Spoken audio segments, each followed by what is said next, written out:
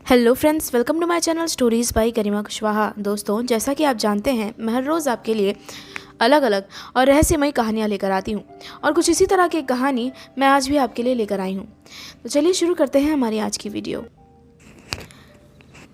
Christophe कुछ देर तक उस चीज़ को देखता ही रह गया और आगे बढ़कर उसने किचन की लाइट्स ऑन कर दी।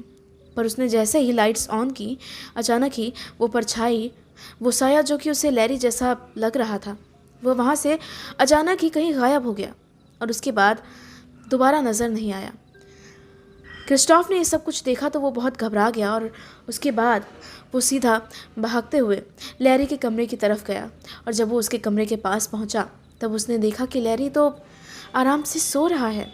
वहाँ उन दोनों के अलावा और कोई भी नहीं था। तो फिर आखिर वो क्या चीज़ थी जिसे क्रिस्टोफ ने किचन में देखा? वो उस साय को लेकर परेशान रहा और रात भर सो नहीं सका। वो बहुत परेशान था। अगली सुबह जब लैरी सोकर उठा, क्रिस्टोफ ने उसे देखा, उससे बात की। Oh, good morning Larry. Good morning Christoph. क्या तुम ठीक से सो पाए? हाँ, बहुत अच्छी तरह। सच बताऊँ तो बहुत दिनों बाद मैं इतने चैन से सो पाया लैरी। बहुत बहुत दिन हो गए थे मुझे। मैं आज कितने दिनों बाद इस तरह तरोताज़ा होकर उठ पाया हूँ। सच कह रहा हूँ, आज मेरे सर पे कोई भारीपन नहीं है। तुम्हारा शुक्रिया कि तुमने मेरी मदद की क्रिस्टोफ। अब it's okay Larry, it's really okay. तो चलो ब्रेकफास्ट कर लेते हैं। ओह नहीं, इसकी कोई ज़रूरत नहीं है। No, it's okay. ब्रेकफास्ट तैयार हो गया और नाश्ता कर लो और फिर उसके बाद अपने घर चले जाना। फिर ऑफिस में मिलेंगे। हाँ, क्यों नहीं, क्यों नहीं। और उसके बाद उन दोनों ने ही एक साथ ब्रेकफास्ट किया और उसके बाद वो दोनों ही अपने काम पर निकल गए। शाम के वक्त लैरी अपने घर चला गया और क्रिस्टोफ अपने घर चला गया। घर जाने के बाद लैरी को फिर से वही भारीपन और वही अकेलापन महसूस होने लगा। उसे एक अजीब सी बेचैनी ने फिर से घेर लिया। फिर से उसे वही एहसास होने लगा मानो उसे कोई लगातार घूरता जा रहा हो। लैरी बहुत परेशान हो गया था इस एहसास से। वो चाह कर भी यह एहसास अपने मन से दूर नहीं कर पाता था। डॉक्टर्स की दवाएं लगातार चल रही थी, पर ऐसा लग रहा था कि सभी दवाएं नाकाम साबित हो रही हैं। लैरी को किसी भी तरह से राहत महसूस होती हुई नहीं लग रही थी, बल्कि उसे ऐसा लग रहा था कि हालात और ज़्यादा ख़राब होते जा रहे हैं, क्योंकि अब उसे उस अजीब से साए की आवाज़ें भी सुनाई देने लग गई थी, जो उसे धमकाती थी, उसे डराती थी और परेशान करती थी। लैरी उस रात भी सभी काम निपटाने के बाद अपने कपड़े चेंज करके फायरप्लेस के पास कुछ देर बैठ गया था। आज कुछ ज़्यादा ही ठंड थी।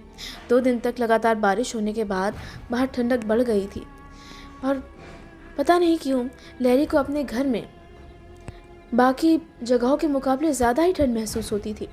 कल जब वो क्रिस्टोफ के यहाँ था तब उसे ऐसा कुछ महसूस नहीं हो रहा था जैसा उसे आज महसूस हो रहा था। लैरी फायरप्लेस के पास बैठकर अपने ऑफिस का कुछ बचा हुआ काम निपटाने लग गया। उसके हाथ में एक पुरानी फाइल थी जिसमें वो कुछ आंकड़े बार बार देखता और लिखता जा रहा था।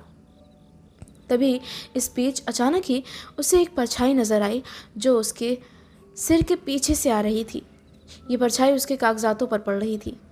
उसने सर घुमाकर पीछे की ओर देखने की कोशिश की कि ये किसकी परछाई है, पर वहाँ उसे कोई भी नज़र नहीं आया। ये देखकर वो बहुत चौंक गया और हड़बड़ा कर उठ गया। उठने के बाद उसने अपने आसपास देखा, उसे कोई भी नज़र नहीं आया। पर जैसे ही वो पीछे की तरफ मुड़ा, फायरप्लेस की तरफ चेहरा करते ही अचानक उसने ऐसा कुछ देखा जिसे देखकर वो बहुत चौंक गया। उसे ऐसा महसूस हुआ मानो उसने अपना ही प्रतिबिंब देख लिया हो, या मानो उसके सामने किसी ने आईना रख दिया हो। पर ये झलक, ये एहसास सिर्फ कुछ पलों के लिए था और उसके बाद वो फिर से गायब हो गया। और इसके बाद सिर्फ एक आवाज़ गूंजी, एक हंसी की आवाज़ जो लैरी को डरा रही थी और उसका मजाक उड़ा रही थी। लैरी, डर गए तुम? इतने में ही डर गए? ये तो सिर्फ एक झलक थी मेरी, सिर्फ एक झलक। सोचो कितना मज़ा आएगा जब मैं तुम्हारा वजूद ही मिटा दूंगा इस दुनिया से। सिर्फ मैं रह जाऊंगा, लैरी, सिर्फ मैं यहाँ रहूँगा इस घर में, तुम्हारी जगह। तुम्हारे दोस्त, तुम्हारे साथी सब तुम्हें भूल जाएंगे। तुम बस किसी कोने में पड़े सड़ते रहोगे, एक परछाई की तरह, एक पुरानी याद की तरह। ना तुम्हारे दोस्त तुम्हें याद रखेंगे, ना क्रिस्टोफ, और ना ही सूजन तुम्हें याद रखेगी लैरी। हो, वो दिन कितना खूबसूरत होगा। तुम मुझसे चाहते क्या हो? आखिर मैंने तुम्हारा बिगाड़ा क्या है? तुम हो कौन? क्या तुम कोई आत्मा हो? मुझे बताओ। मैं आज सुनना चाहता हूँ। सुनना चाहते हो तो सुनो। मैं एक ऐसा वजूद हूँ जिसे तुमने ही बनाया है, और अब मैं तुम्हारे काबू से बाहर हूँ। ना तुम मुझे पकड़ सकते हो, ना तुम मुझसे आज़ाद हो सकते हो, और ना ही मुझे ख़त्म कर सकते हो। कभी तुमने ही मुझे बनाया, और अब मैं तुमसे ज़्यादा शक्तिशाली और तुमसे ज़्यादा समझदार हूँ। खुद सोच सकता हूँ, खुद अपनी चीज़ें हैंडल कर सकता हूँ लैरी। तुम मुझसे चाहते क्या हो? तुम्हें पैसे चाहिए? तुम्हें जितने पैसे चाहिए मैं दे सकता हूँ। हाँ, पैसे? तुम्हारे पैसे तुम्हें मुबारक हो लैरी। मैं कोई इंसान नहीं हूँ। ना मुझे भूख लगती है, ना मुझे प्यास लगती है। मुझे बस ज़िंदगी जीनी है, लोगों की नज़रों में आना है। सिर्फ खुशियों का एहसास चाहिए मुझे, जो तुम्हारी जगह लेने पर ही मिल पाएगा मुझे। हाँ, तुम्हें क्या लगता है मैं यहाँ पैसों के लिए हूँ? हाँ, वो तो मुझे वैसे भी मिल जाएंगे जब तुम्हारी मौत हो जाएगी लैरी, क्योंकि मैं ही तो हूँगा तुम्हारे उन पैसों का वारिस। नया लैरी। कितना मज़ा आएगा लैरी। तुम्हारी ये बेबसी देखकर मुझे हंसी आ रही है और दया भी आ रही है, पर ज़िंदगी तो जीनी है ना, और उसके लिए तुम्हारा मरना बहुत ज़रूरी है। मैं तुम्हें मुझे मरने नहीं दूंगा। ओह अच्छा, अभी देख लेते हैं कि कौन किसे मरने देगा या नहीं मरने देगा। और इतना कहने के साथ ही लैरी पर वो साया झपट पड़ा और उसकी गर्दन बहुत जोरों से दबाने लगा। लैरी सांस नहीं ले पा रहा था। वो जितना चीखता था, उसका हम शक्ल वो साया उतना ही ज़्यादा हंसता जाता था, और धीरे धीरे उसकी शक्ल बदलती जा रही थी। वो धीरे धीरे अब सूजन जैसा दिखने लग गया था। ना जाने कैसे वो ये कैसे कर पा रहा था, पर जो भी था वो बहुत ताकतवर था, और लैरी खुद को उससे छुड़ा नहीं पा रहा था। उसने हर कोशिश कर ली थी। मेरा गला, मेरा गला, सुन, छोड़ो मुझे, सुन। और इतने में ही अचानक डोरबेल बजी, और उसके साथ ही वो साया अचानक ही कहीं गायब हो गया। लैरी किसी तरह गिरते पड़ते भागते हुए दरवाजे के पास गया, और दरवाजे के पास जाने के बाद उसने जब दरवाज़ा खोला तब उसकी जान में जान आई। वहाँ उसका दोस्त क्रिस्टोफ खड़ा था। Christophe, Larry, I am sorry, इतनी रात में तुम्हें परेशान नहीं करना चाहता था, पर देखो ना, ये तुम्हारा बैग मेरे घर पर रह गया था, और कल हमारे कंपनी की ज़रूरी मीटिंग है। मुझे लगा तुम्हें इसकी ज़रूरत होगी, तो मैं इसे लेकर फ़ौरन तुम्हारे पास आ गया। क्या तुम आराम कर रहे थे? I am sorry. नहीं क्रिस्टोफ, थैंक यू। लैरी, क्या हुआ? तो तुम रो क्यों रहे हो? क्या सूजन वापस आ गई? अंदर चलो। क्या हुआ तुम्हें? क्रिस्टोफ, मैं पागल हो जाऊंगा। मुझे कुछ समझ नहीं आ रहा, मुझे क्या हो रहा है। मैं फंस गया हूँ, बुरी तरह किसी चीज़ में फंस गया हूँ, और इससे निकलना कैसे नहीं जानता। मेरी मदद करो।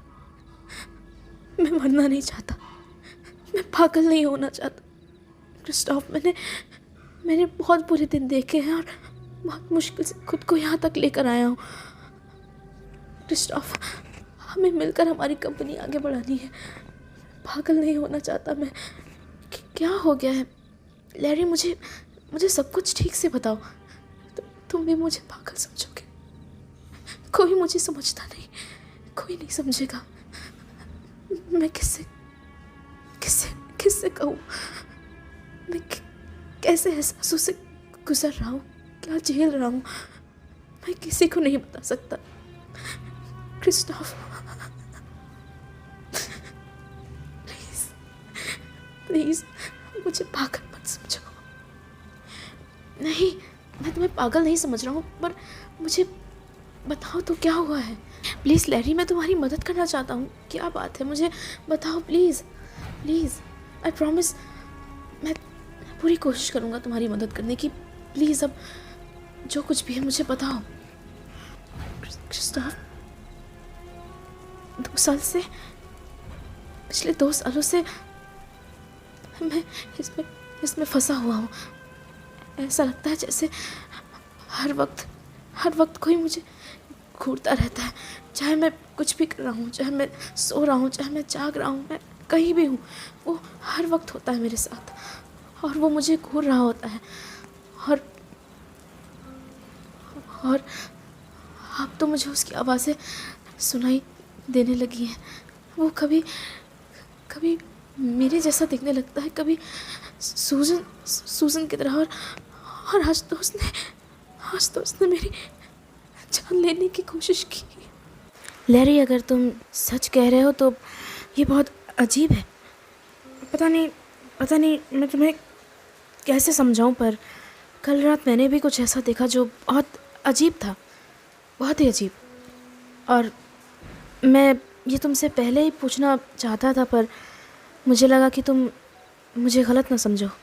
जानते हो, कल रात मैंने अपने घर में किसी को देखा, या वो मेरा भ्रम था, मैं नहीं जानता, पर मैंने किसी को देखा था।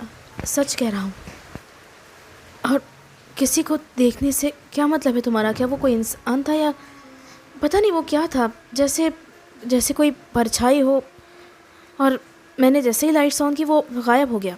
और आई डोंट नो, पता नहीं वो क्या था। अगर तुम्हें अजीब लगता है और तुम्हें ऐसा लगता है कि कोई तुम्हारा पीछा कर रहा है या कोई तुम्हें नुकसान पहुंचाना चाहता है, तो अगर तुम मेरा कहा मानो तो तुम अपनी सेफ्टी के लिए अपने साथ एक गन रख लो। एक गन? हाँ, मैं तुम्हें यही सलाह दूंगा कि तुम अपने साथ एक गन रखो, ताकि कोई भी मुसीबत आने पर तुम खुद को बचा सको। आई मीन, क्या पता वो हमारा वहम ना हो। तुम जानते हो तुम्हारे कितने ही दुश्मन होंगे। तुम्हारी इतनी बड़ी कंपनी है और तुम बहुत स्मार्ट हो। आई मीन, तुम्हारे पास किसी चीज़ की कमी नहीं है। तो जलने वाले लोग बहुत बुरे होते हैं। अगर तुम चाहो तो एक गन अपने साथ रख लो। लेकिन लेकिन लेकिन क्रिस्टोफ, गन के लिए अप्लाई करने में, उसका लाइसेंस बनने में बहुत वक्त लगेगा, और इतना वक्त नहीं है मेरे पास। वो हर दिन ताकतवर होता जा रहा है। इट्स ओके, मैं किसी को जानता हूँ, वो तुम्हें जल्दी ही ये सारे इंतज़ाम करके दे देगा। बस तुम्हें थोड़े पैसे खर्चने होंगे। इट्स ओके, मैं कितने भी पैसे खर्चने को तैयार हूँ। जब खुद ज़िंदा रहूँगा तभी खर्च पाऊँगा, वरना ठीक है। तो फिर मैं उससे आज बात कर लेता हूँ, और हो सकता है वो कल या परसों तक तुम्हारा काम कर दे। तब तक के लिए अपना ख्याल रखो। आई थिंक तुम्हें आराम करना चाहिए। हाँ। उस रात इसके बाद और तबाही या घमासान नहीं हुई। लैरी अपने कमरे में जाकर लेट गया और उसने सोने की कोशिश की। उसने एक साथ 2 या 3 नींद की गोलियां खा ली। वो जानता था इससे साइड इफ़ेक्ट्स हो सकते हैं, पर वो फ़िलहाल कुछ देर सोना चाहता था। नींद की गोलियों ने कुछ हद तक असर किया और उसे कुछ देर के लिए गहरी नींद आ गई। और उसके बाद अगली सुबह जब वो उठा, तब उसने देखा कि बाहर अभी भी लगातार वैसे ही बारिश हो रही है। अचानक ही उसे महसूस हुआ कि किसी ने उसकी डोरबेल बजाई है। वो सीधे भागता हुआ बाहर की तरफ गया, और उसने जब दरवाज़ा खोला, वहाँ सूजन खड़ी थी। हाउ माय डियर, तुम वापस आ गई। पर सूजन ने कोई जवाब नहीं दिया, ना ही उसके चेहरे पर कोई खुशी नज़र आई। तुम ठीक तो हो? भीगी तो नहीं? देखो अभी भी बाहर बहुत तेज़ बारिश हो रही है, अंदर आओ ना। तुम बाहर क्यों खड़ी हो? सूजन खामोशी के साथ अंदर आ गई। लैरी ने दरवाज़ा बंद कर दिया। बाहर अभी भी ज़ोरों की बारिश हो रही थी और मौसम और भी सर्द हो गया था। अब तुम अंदर आओ, मैं कॉफ़ी बना देता हूँ, तुम थक गई होंगी। इसके बाद लैरी किचन की तरफ चला गया और जब वो वापस आया वहाँ कोई भी नहीं था। घर पूरी तरह खाली था। लैरी ये सब देखकर बहुत चकरा गया और उसने घर का हर एक कोना छान मारा। उसे सूजन कहीं नज़र नहीं आई। वो लगातार उसे आवाज़ें देता रहा पर कोई जवाब नहीं। लैरी अब और ज़्यादा घबरा गया था। अब उसे हर वक्त ये साया नज़र आने लग गया था। मैं नहीं जानता मेरा क्या होगा अब। पता नहीं मैं इसे और कितने दिन झेल पाऊंगा। क्रिस्टोफ, कुछ समझ नहीं आ रहा। ओके लैरी, मैंने उस इंसान से बात कर ली है और आज शाम तक गन का इंतज़ाम हो जाएगा और कल तक तुम्हारा लाइसेंस भी रेडी हो जाएगा। आज तुम अपनी गन ले लेना और ज़रूरी कागजात उसे दे देना और वो तुम्हारा लाइसेंस तैयार करवा देगा बहुत ही जल्द। और तुम्हारा बहुत शुक्रिया क्रिस्टोफ, तुमने मेरी बहुत मदद की। इसके बाद शाम के वक्त लैरी वो गन ले आया। उस गन के मालिक ने उसे वादा किया था कि वो अगले दिन उसे उसके लाइसेंस भी दे देगा। इसके बाद लैरी अपने घर आया। क्रिस्टोफ और लैरी ने काफ़ी वक्त एक साथ बिताया। रात के तकरीबन 11 बजे क्रिस्टोफ वापस जाने के लिए तैयार हुआ। जब वो वापस जाने लगा तब उसने लैरी से कहा, लैरी अपना ख्याल रखना और इस गन का इस्तेमाल बहुत ज़रूरत पड़ने पर ही करना। आई मीन ये लोगों को डराने के लिए, धमकाने के लिए ठीक है, पर खुद पर काबू रखना, यू नो। हाँ, बहुत ज़रूरत पड़ेगी तभी इसका इस्तेमाल करूँगा, जब तक मेरा लाइसेंस नहीं आ जाता। उसके बाद क्रिस्टोफ वापस अपने घर चला गया। लैरी अकेला रह गया, पर उसके पास गन थी और इसलिए वो थोड़ा शांत था। वो कुछ देर वहीं बाहर फायरप्लेस के पास सोफे पर बैठा रहा और एक पुरानी नॉवल पढ़ता रहा। धीरे धीरे उसे नींद आने लगी, इस बार बिना दवाइयों के। आज वो थोड़ा हल्का और रिलैक्स्ड महसूस कर रहा था, पर ठंड उसी तरह बरकरार थी। कुछ देर बाद अचानक ही उसकी अपने आप नींद खुल गई। जब वो जगा तब उसने देखा कि फायरप्लेस पर जल रही आग बुझ चुकी थी और आसपास रोशनी भी बहुत कम हो चुकी थी। ऐसा लग रहा था कि एक बार फिर से पावर कट हो गई है और लाइट्स ऑफ थी। हर तरफ अंधेरा था। सिर्फ खिड़कियों से बाहर सड़कों का उजाला घर के अंदर आ पा रहा था। लैरी हड़बड़ा कर उठ बैठा और उसने फ़ौरन ढूंढ कर एक कैंडल जलाई। अभी वो कैंडल जला ही रहा था कि तभी उसे महसूस हुआ कि उसके पीछे से कोई गुजरा है।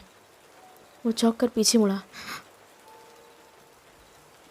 और एक बार फिर से वही एहसास उसे दोबारा हुआ, मानो कोई हवा के झोंके की तरह उसके पीछे से गुजर गया हो। और जब वो पीछे मुड़ा, वहाँ सूजन खड़ी थी। हेलो लैरी, तुमने मुझे मिस किया? सूजन, तुम सूजन नहीं हो। तुम सूजन नहीं हो। बहुत जल्दी पहचान लिया। कैसे हो तुम? अब तक जिंदा हो? लगता है तुम्हारी जान मुझे ही लेनी पड़ेगी। और इतना कहते हुए सूजन उसकी ओर बढ़ी और अपनी पूरी ताकत से उसका गला दबाने लगी और धीरे धीरे वो उसी साए में बदल गई जो अक्सर लैरी को डराया करता था। लैरी के पास अभी भी वो गन थी। वो गन उसने अभी भी अपने पास ही रखी हुई थी। उसने वो गन उठाई और एक गोली सीधे सामने की तरफ दाग दी। तो दोस्तों, इसी के साथ ख़त्म होती है मेरी आज की वीडियो। मेरी आज की वीडियो आपको कैसी लगी ये मुझे कमेंट बॉक्स में कमेंट करके ज़रूर बताइएगा और मेरे चैनल को सब्सक्राइब भी ज़रूर कर लीजिएगा। Thank you.